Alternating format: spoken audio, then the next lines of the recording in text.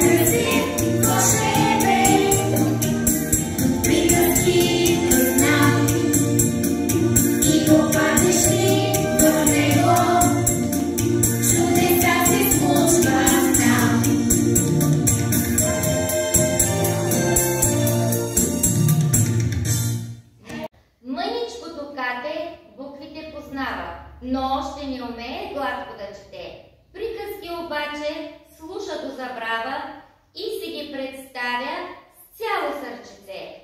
Мама е заета. Често не опрява. Книжките любими. Тати пък се бърза. Вечер и я целува по нежното челце. Толкова обичам шарните книжки, пълни с чудеса са приказки добри, принцови, принцеси, всякакви магии. Ява учите златни, дракони, нори. Мамичка, прочети ми книжка. Не мога, Катенце, сега. Навънка се показа бледата луна. Хайде ти заспивай, утре ще ти прочета твоята любима приказка.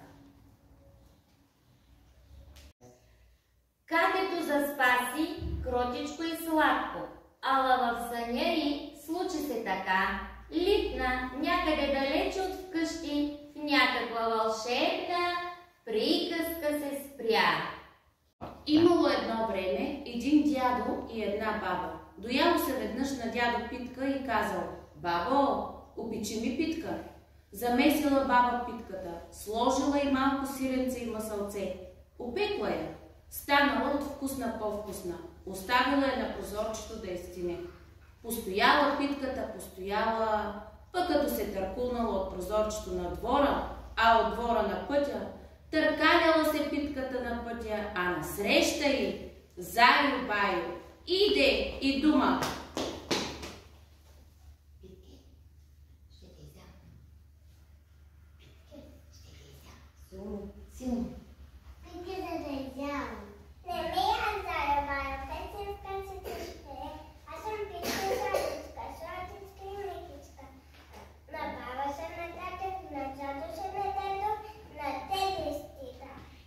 Питката се търкулнала, а Зайо Байо е изгледал, засмял се и рекал.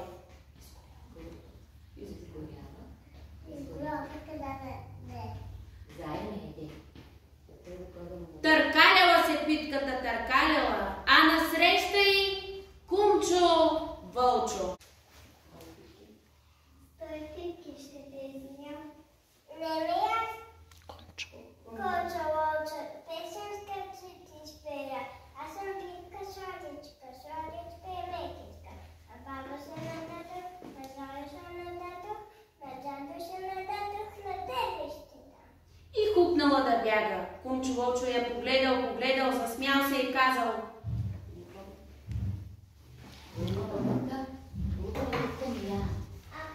Аз не ям такава питка. Търкаляла се Питката, търкаляла, а насреща й баба Меца.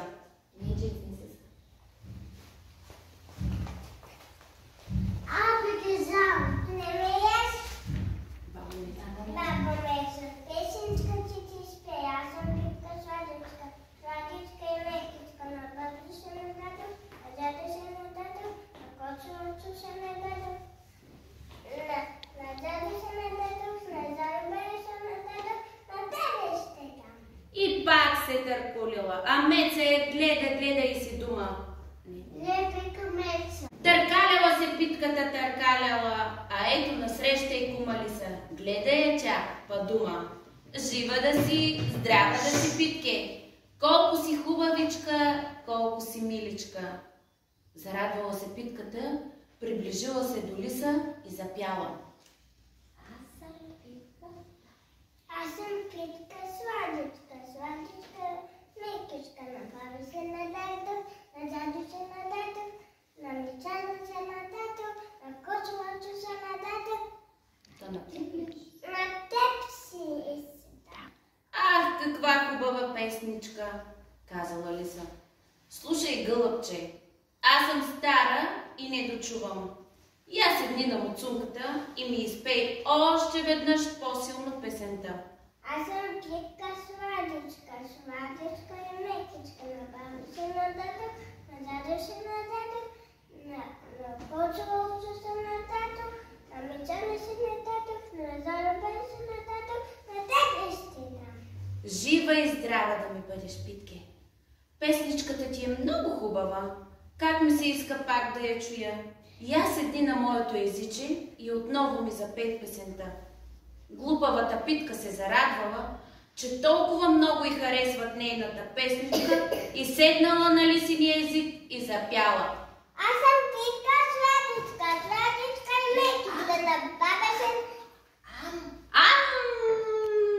И Лиса изяла Питката.